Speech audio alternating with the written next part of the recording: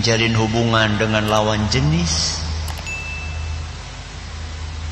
menghabiskan waktu untuk bermain game yang di situ ditampilkan aurat, dilatih untuk membunuh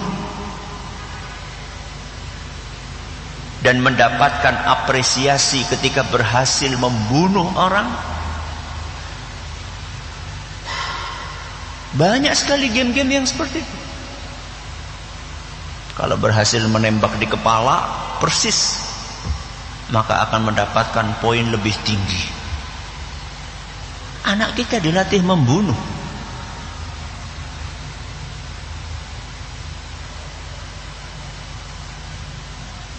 Yang lebih parah adalah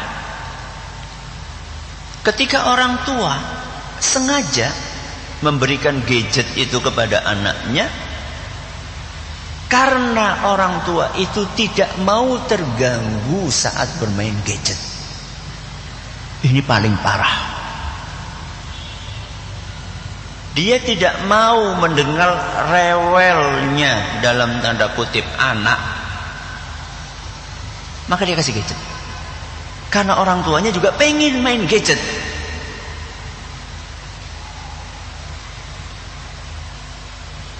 Apa kiranya yang akan dia jawab di hadapan Allah ketika dia ditanya oleh Allah Azza wa Jalla? Sudah dikasih 1, 2, 3, 4, 5, 6 anak, kemudian dia sia-siakan pendidikan anaknya. Maka seandainya belum terlanjur, yang baru punya anak, bayi misalnya, belum kenal gadget, seandainya belum terlanjur, maka jangan dikenalkan dengan gadget. Seandainya belum terlanjur. Kata para ulama, as-salamatu la ya'diluha syai'. Keselamatan itu adalah sesuatu yang paling berharga yang dimiliki oleh seseorang.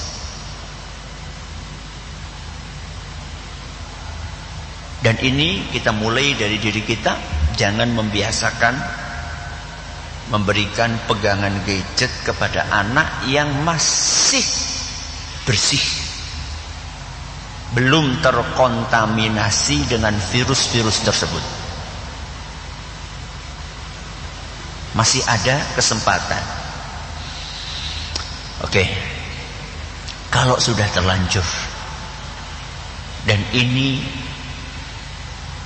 banyak ya, sudah terlanjur, anak sudah kenal dengan gadget, sudah punya akun bermacam-macam di medsos,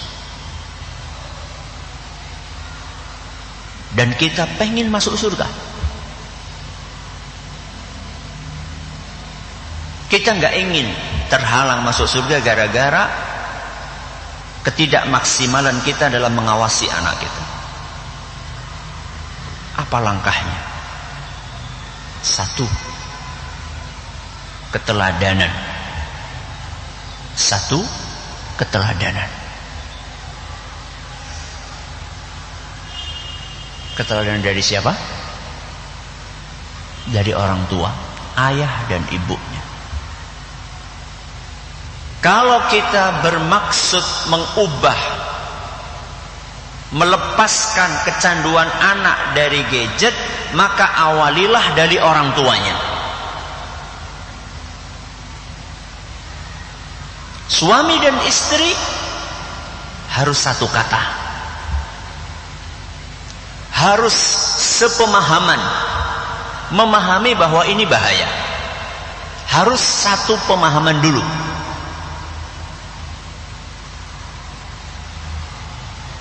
Setelah paham suami dan istri, ayah dan ibu bahwa ini berbahaya, maka melangkah kepada eksekusinya. Ayo kita sepakat membatasi pemakaian gadget. sebelum kita membatasi anak bermain gadget, maka kita batasi orang tua dulu. Karena kalau kita suruh anak kita membatasi pemakaian gadget, sedangkan orang tuanya tidak membatasi, akan susah bagi anak untuk memenuhi keinginan orang tuanya. Karena dia sendiri melihat orang tuanya nggak lepas dari gadget. Bahkan di meja makan. Tidak ada waktu lagi untuk keluarga. Semuanya megang gadget. Bapak, ibu, anak, semuanya megang gadget. Makan sambil melihat gadget. Mulai batasi. Kalau perlu, tentukan waktu yang memang bisa disepakati pakai, tempat yang memang bisa disepakati pakai gadget, tentukan.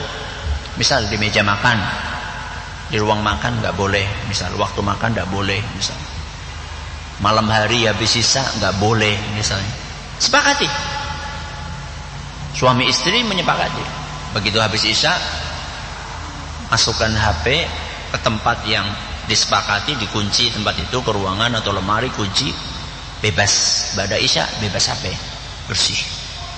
Siang hari waktu istirahat juga demikian. Mulai kurangi. Satu. Apa yang pertama? Keteladanan. Yang kedua,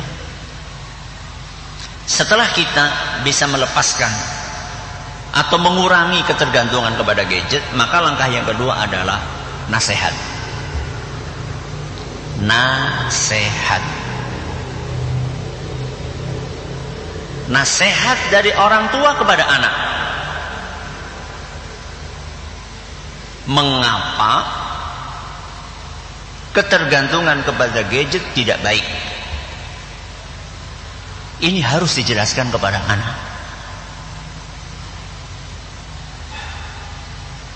Karena kalau kita pakai cara-cara instan, begitu selesai pengajian ini pulang langsung sita HP anak, langsung kita sita tanpa ada penjelasan, tanpa ada nasihat, bisa jadi efek negatifnya lebih besar. Na'udzubillah min dzalik, anak akan mencari pelampiasan di tempat lain, atau bahkan na'udzubillah min dzalik, anak akan nyuri, untuk nyuri uang atau nyuri gadget, nyuri uang untuk beli gadget atau nyuri gadget karena dia sudah ketagihan dan dia belum menyadari kenapa orang tuanya mengambil HP-nya. Maka yang kedua, nasihat. Nasihat ini harus disampaikan kepada anak dengan cara yang membuat anak kira-kira paham dan puas dengan keterangan itu.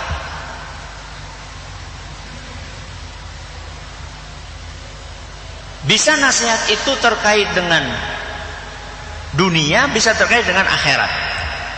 Misal, efek negatif gadget di dunia misalnya, kesehatan misalnya. Bawakan cerita-cerita orang, anak-anak yang rusak matanya atau rusak syarafnya karena terlalu lama dalam satu posisi, ya, terlalu lama dalam satu posisi, terus menerus kayak gini main game, ini kan bahaya, ya, kepada tulang punggungnya di sini karena satu posisi terus.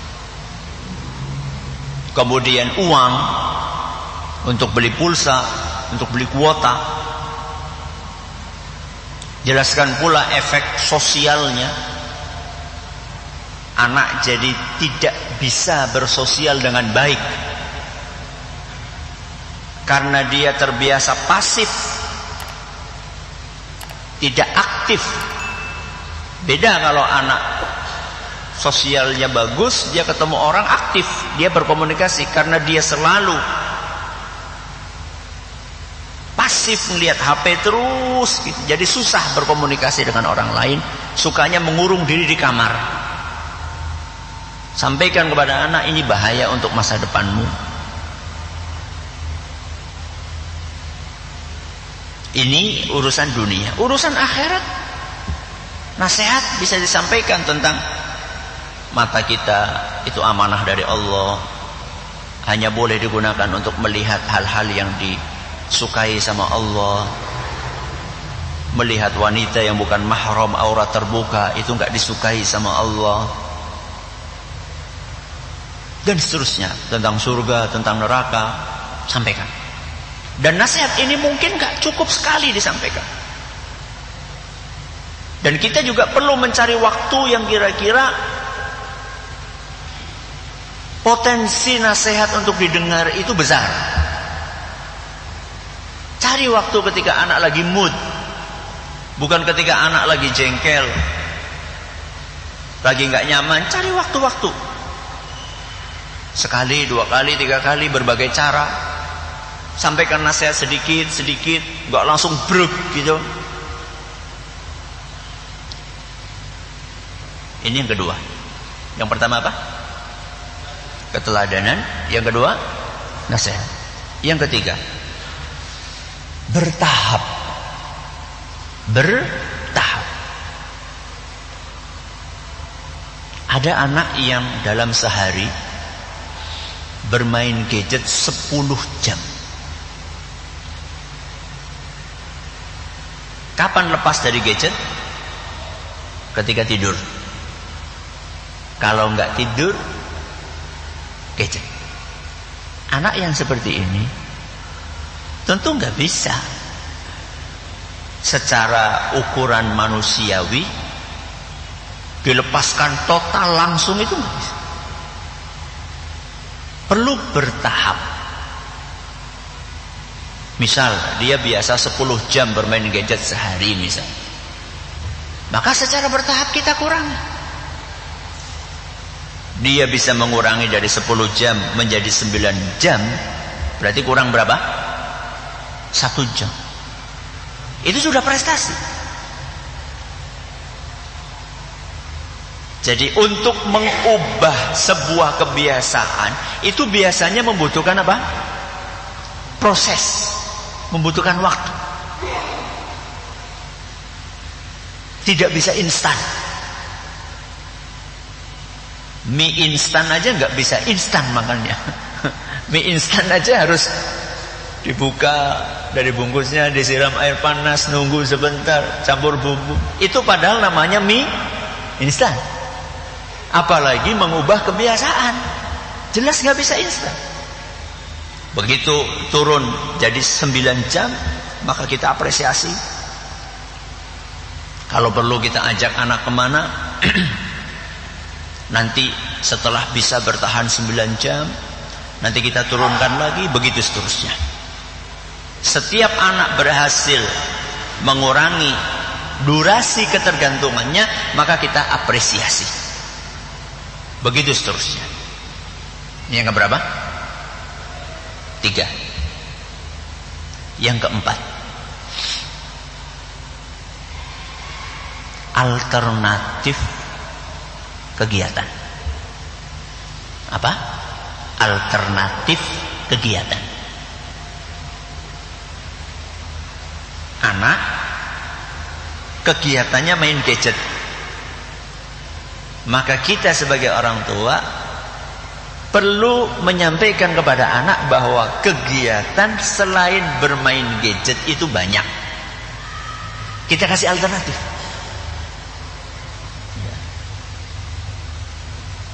Walaupun itu sifatnya permainan.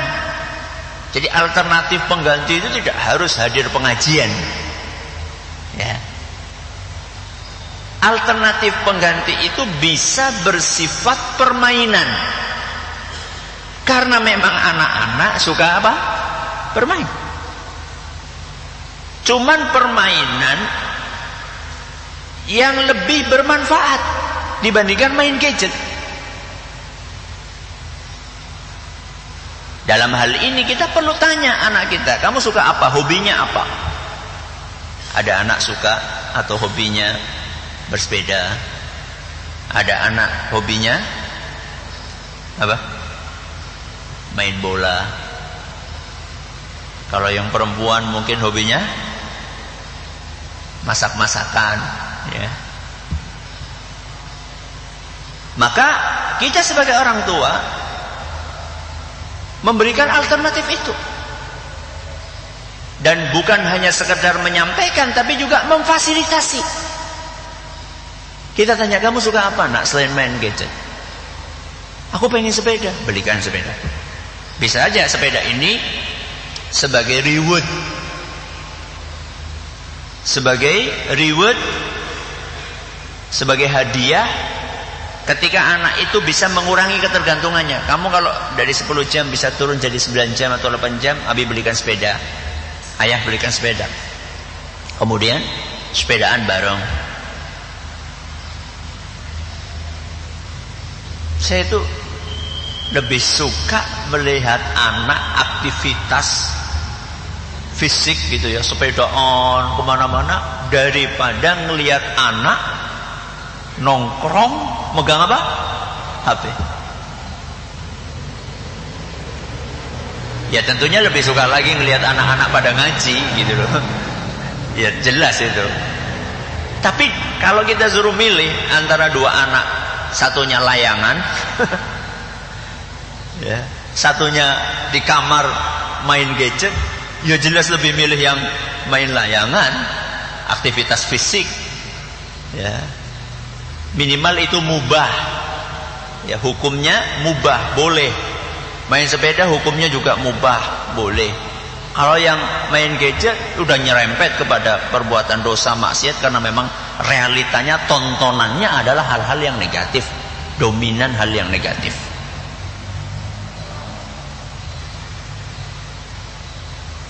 Dan kalau perlu kita sebagai orang tua ikut dalam kegiatan tersebut. Misalnya anak mau sepedaan, kita ikut sepedaan. Anak pengen main bola, kita fasilitasi belikan bola. Tanya kepada anak sukanya apa. Ada sebagian anak mungkin nggak terlalu suka olahraga, sukanya baca misalnya. Sediakan buku.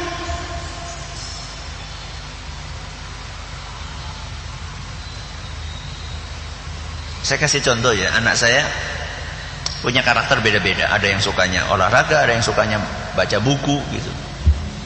Ya berusaha. Saya nggak tahu berapa jumlah buku yang sudah saya belikan untuk anak, nggak tahu. Saking banyaknya. Satu ruangan, satu kamar, mungkin ada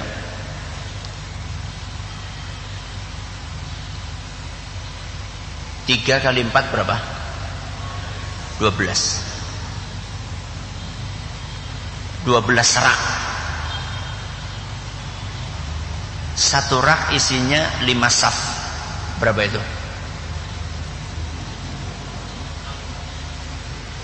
60 saf buku. Itu yang berbahasa Indonesia ya. Itu yang buat anak-anak. Kalau buat persiapan ngajar gitu mungkin ada sekian ribu lah, lupa lah saya, yang berbahasa Arab maksudnya. Supaya anak gak ketergantungan HP, kita sediakan alternatifnya, baca buku. Dan macam-macam bukunya, bukan hanya buku agama saja. Buku tentang pertanian, buku tentang komputer, buku tentang peternakan, buku cerita, buku sejarah, ya, majalah.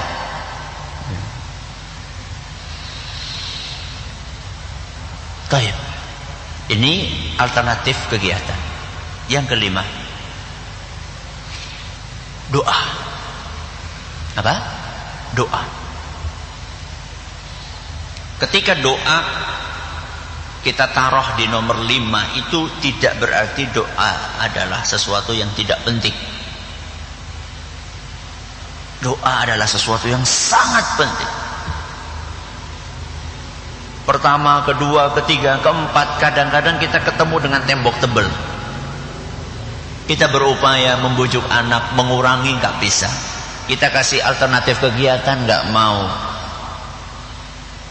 Kita kasih nasihat, masuk telinga kanan, keluar telinga kanan, alias nggak masuk sama sekali.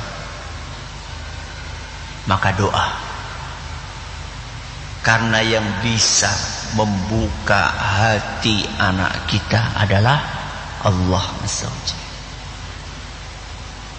Yang bisa melepas ketergantungan hati anak kita kepada HP adalah Allah Azza wa Jalla. Yang bisa mengubah karakter anak kita adalah Allah. Maka terus angkat tangan kita, minta sama Allah. Rabbi habli minas salihin. Ya Allah, jadikanlah anak-anakku saleh. Rabbana hab lana min azwajina wa dhurriyyatina qurrata a'yun waj'alna lil muttaqina imam. Ya Allah, jadikanlah pasanganku dan keturunanku orang-orang yang menyejukkan hati, dan jadikanlah kami teladan untuk orang-orang yang bertakwa. Minta sama Allah, menghibah, menangis, merintih, memohon kepada Allah Azza wa Jalla. Ini beberapa hal yang mudah-mudahan bermanfaat bagi kita semuanya. 8 hari kita mengkaji tema ini. Mudah-mudahan bermanfaat untuk saya pribadi dan juga untuk jamaah sekalian. Terima kasih atas perhatiannya. Mohon atas segala kurangannya.